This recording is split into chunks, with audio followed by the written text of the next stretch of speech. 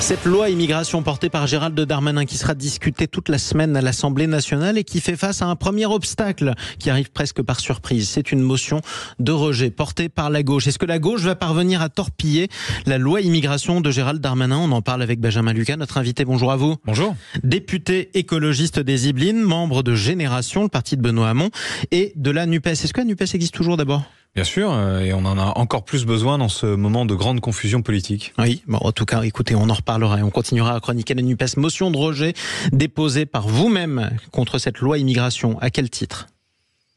Parce que nous considérons que le ministre de l'Intérieur a eu 1 an pour trouver une majorité, qu'il en a perdu sa boussole. On l'a vu sur l'aide médicale d'État. Le gouvernement a donné son blanc-seing pour supprimer l'aide médicale d'État au Sénat. Et puis en commission des lois à l'Assemblée nationale, ils l'ont rétabli. On ne gouverne pas un grand pays comme la France sans boussole, sans conviction. De la même façon, le ministre a résumé sa loi en disant gentil avec les gentils, méchant avec les méchants. On ne gouverne pas la République française avec des slogans de cours d'école. Donc il est temps de mettre fin à cette mascarade. Donc vous voulez mettre un terme au débat avant même qu'il ait commencé à l'Assemblée nationale? Ça fait plus d'1 an qu'on débat sur cette loi immigration en réalité. Je rappelle que nous avons eu un débat à l'Assemblée nationale le 6 décembre 2022, que ce texte a été présenté par Gérald Darmanin et par Olivier Dussopt, qui depuis est aux abonnés absents, le 20 septembre 2022. Le ministre a eu 1 an pour trouver une majorité, il ne l'a pas trouvé, et donc il ne lui reste finalement que la pression, le marchandage. On l'a vu avec des tweets dignes de Trump, avec des communiqués des préfectures utilisés pour faire pression sur les parlementaires. Bref, il faut, je crois, mettre fin là à ce cirque. Qu'est-ce qui vous fait peur dans cette loi immigration qui est portée par Gérald Darmanin, si jamais elle est votée et qu'elle est appliquée? Moi, je la combats parce que cette loi, elle est dans la lignée des 30 autres qui ont été faites ces 40 dernières années, qui n'ont eu que 2 effets en réalité. Ce sont des lois qui visent toujours à restreindre les conditions d'accueil et d'accès à notre pays. Et au final, elles ne font que 2 choses, augmenter les tarifs des passeurs et augmenter le nombre de cadavres qui flottent en Méditerranée. Donc moi, je crois qu'il faut faire complètement autre chose. Mais je constate d'ailleurs qu'il ne faut pas restreindre l'arrivée d'immigrés ou d'immigrants tout simplement en France. Je crois que l'analyse qui procède de cette loi, c'est que nous serions sous la menace d'une submersion migratoire. Or, rien ne l'atteste. L'essentiel des migrations se font entre pays du Sud et nulle part des politiques plus inclusives n'ont créé ce qu'ils appellent l'appel d'air.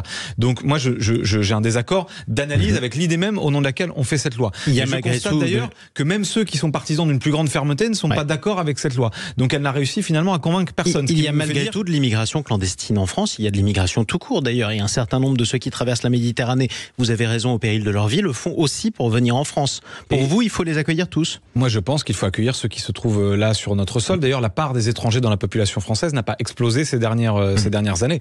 Voilà.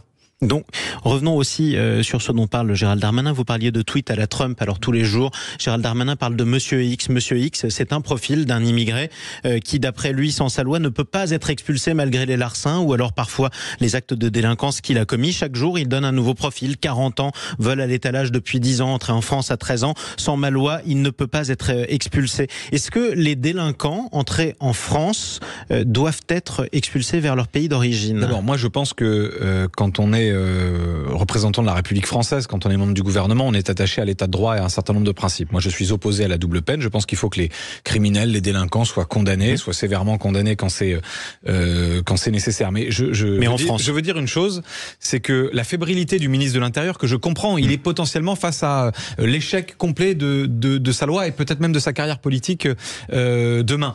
Ne permet pas tout.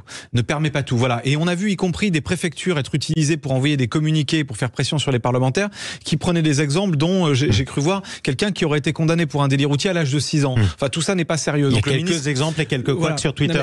Mais revenons malgré tout à il est temps qu'il se comporte comme un ministre de la République et pas comme un éditorialiste de CNews. Pourquoi pas, mais revenons malgré tout à ces cas, parce qu'ils sont importants et que ça parle à tout le monde en France.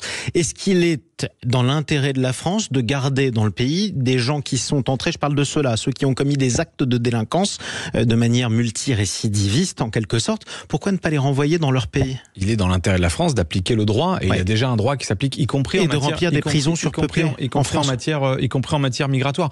On pourrait parler de la surpopulation carcérale, évidemment. Il nous faudrait bien plus que 5 minutes pour cela, qui est un vrai sujet, et vous avez raison de le souligner. Mais encore une fois, ce texte, il est essentiellement fait de slogans, fait de coups de communication, parce qu'en réalité, la France, elle doit respecter une constitution, elle doit respecter des conventions internationales, et que le ministre ne peut pas tout faire. Est-ce que la droite va voter votre motion de rejet demain? Vous l'appelez à le faire? Je le crois parce que je constate qu'il s'agit demain simplement de prendre acte qu'il n'y a pas de majorité sur ce texte. Il ne s'agit pas pour la droite d'être d'accord avec moi et avec... Comment vous allez faire pour convaincre Daniel Obono et Olivier Marleix, le patron du groupe Les Républicains, de voter la même motion de rejet? Une motion de rejet, il n'y a pas de texte. C'est pas comme une motion de censure. Je ne demande pas aux uns et aux autres de se mettre d'accord avec mon projet. Simplement, quand on est amené à appuyer sur un bouton oui ou non, sur une seule question, faut-il ou pas rejeter ce texte? Et je constate qu'une majorité de parlementaires veut rejeter ce texte. Eh bien, on verra demain qui appuie sur le bouton. Merci Benjamin Lucas. Je rappelle que vous êtes député écologiste des Yvelines, membre de Génération et de la NUPES. En tout cas, restez